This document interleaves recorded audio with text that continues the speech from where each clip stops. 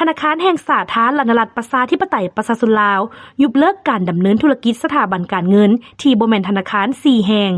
ห้องการธนาคารแห่งสาธารณรัฐประชาธิปไตยประชาชนลาวออกแจ้งการเรื่องการยุบเลิกการดำเนินธุรกิจสถาบันการเงินที่บ่แม่นธนาคาร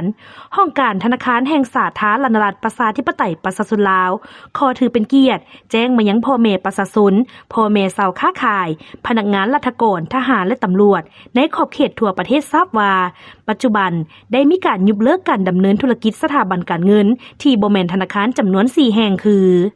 1. สถาบันการเงินจุลภาคที่บ่รับเงินฝากแม่คองที่มีสำนักงานเบื้องต้นตั้งอยู่บ้านพลต้องสวัสดิ์เมืองจันทบุรีนครหลวงเมืองจันทร์ 2. สถาบันการเงินจุลภาคที่บ่รับเงินฝากวันไซทวีทรัพย์ที่มีสำนักงานเบื้องต้นตั้งอยู่บ้านดงโดกเมืองไซธานีนครหลวงเมืองจันทร์ 3. บริษัทมันนี่แม็กเซาสินเชื่อจำกัดที่มีสำนักงานเบื้องต้นตั้งอยู่อาคาร NNN บ้านโพนสีนวลเมืองจันทบุรีนครหลวงเมืองจันทร์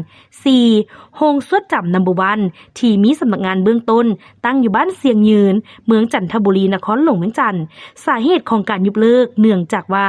บรรดาสถาบันดังกล่าวแม้นบ่มีสถานที่ตั้งแน่นอนบ่สามารถติดต่อพัวพันกับผู้ถือหุ้นผู้บริหารผู้อำนวยการและพนักงานบ่มีการรายงานเคลื่อนไหวเป็นต้นแมนรายงานสถานะการเงินสภาพรวมการดำเนินธุรกิจและบ่ให้ความร่วมมือกับธนาคารแห่งสาธารณรัฐประชาธิปไตยประชาชนลาวในการจัดตั้งปฏิบัติระเบียบการฉะนั้นจึงแจ้งมายังบรรดาทานเพื่อรับทราบและบ่ให้หลงเชื่อกรณีมีการแอบอ้างเอาใบอนุญาตดำเนินธุรกิจไปเคลื่อนไหวบ่สอดคล้องกับระเบียบการดังนั้นจึงแจ้งมายังทานเพื่อทราบและเป็นบอนอิงในการจัดตั้งปฏิบัติด้วย